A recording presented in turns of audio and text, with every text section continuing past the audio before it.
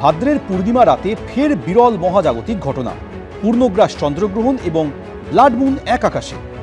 কলকাতার পাশাপাশি গ্রহণ দেখা গিয়েছে বিভিন্ন জেলাতেও। রবিবাসরীয় আকাশে গ্রহণ শুরু হয় রাত ৯:৫৭ থেকে। পূর্ণগ্রাস গ্রহণ লাগে রাত ১১টায়। রাত ১২:২২ পর্যন্ত পূর্ণগ্রাসে ছিল চাঁদ। পুরো ১ ঘন্টা ২২ মিনিটের জন্য আকাশ থেকে কার্যত অদৃশ্য। ৮২ মিনিট পূর্ণগ্রাসে ছিল চাঁদ। এর আগে ২০২২ সালে ৮ই নভেম্বর পূর্ণগ্রাস চন্দ্রগ্রহণের স্থায়িত্ব ছিল ১ ঘন্টা ২৭ মিনিট। শুধু পূর্ণগ্রাস চন্দ্রগ্রহণ নয়, আরও বিশেষত্ব ছিল ভাদ্র পূর্ণিমার। এদিন এক আকাশে দেখা গিয়েছে ব্লাড মুন। এই যে পুরো ব্যাপারটা ঘটছে, এটা অ্যাকচুয়ালি র্যালেস এফেক্ট আমরা বলতে পারি। আলোর যে বিভিন্ন রং, তো সূর্যের আলোর, তার মধ্যে লাল আলো তরঙ্গ দৈর্ঘ্যটা আমরা যে খালি চোখে দেখছি সব থেকে বেশি।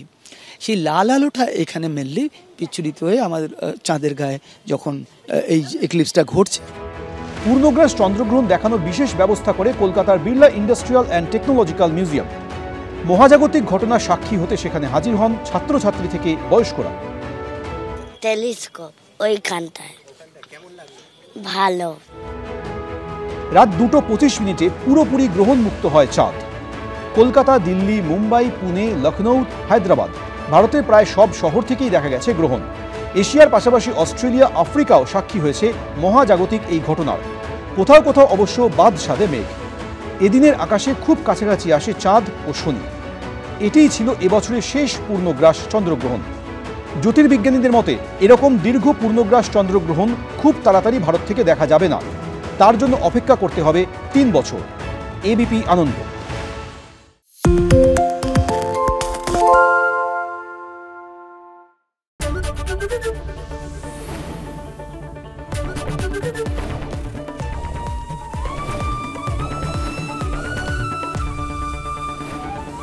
এবিপি আনন্দ, এগিয়ে থাকে, এগিয়ে রাখে।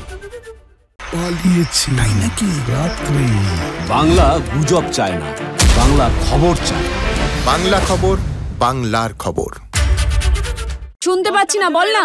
আরে 10 টাকাটা ব্যাপার নয়, আজকে 40 টাকা দিচ্ছি, কারণ 40 টাকা। বাংলা গলাবাজি চায় না, বাংলা খবর চায়। বাংলা খবর, বাংলার খবর।